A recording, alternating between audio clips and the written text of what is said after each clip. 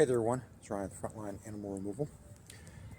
This video is specifically for you people out there that have, well, very old homes in our part of the country. Now if you're up and down the East Coast, you might have a 300 or 400 year old home. That's likely possible. But here in Northeast Ohio, most homes don't get any older than 100 years old, and there's a few that are approaching 200 years old. This is an old one. And with really old homes, you have to keep an eye on your foundations, because many of these old homes do not have traditional basements. They just have crawl spaces. So this house has a stone foundation, and it only goes down a few feet. And a lot of times you have vents. So here's a vent, but let's look closely at the vent. The screen is torn, and we have fur on it. There's a little bit of dirt there on the siding. When you have these old homes that have dirt floors and dirt crawl spaces, it doesn't take much for a groundhog to dig underneath the foundation. And once the groundhog is in, every other animal on the planet can get into the home and walk around. So I was rather confused when I got here, because I went inside and there was a variety of footprints. So I saw a set of raccoon paw prints, and then I saw a set of cat paw prints. I'm like, what is up with cat paw prints? Then I saw some other paw prints that looked like they could have been groundhog. So I got very confused. So I went all throughout the basement, dirt floor, I saw paw prints all over. Went throughout the house, I saw some other paw prints. I even saw some paw prints on the toilet.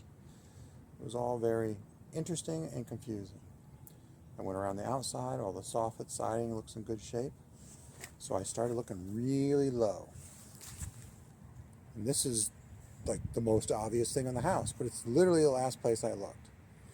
And the raccoons and cats and groundhogs and possums and skunks, they just walk right through that hole, and that puts them right into the dirt floor that is under this room.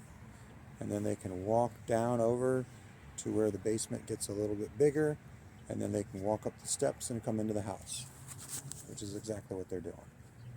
So if you own an old home in Northeast Ohio, over 100 years old, where you have a stone foundation and dirt floors, check your foundations regularly, because those old stones sometimes fall out of place, or these little vents, aren't properly protected, just like this one is, and the critters get in the house that way. Hey there everyone, it's Ryan with Frontline Animal Removal. Let me show you a quick and dirty exclusion. That is where we had some critters getting underneath this crawl space in this house, and they were going through this hole, going into the basement, and then coming up the steps and walking around. It's been 48 hours since we had any animals going in or out.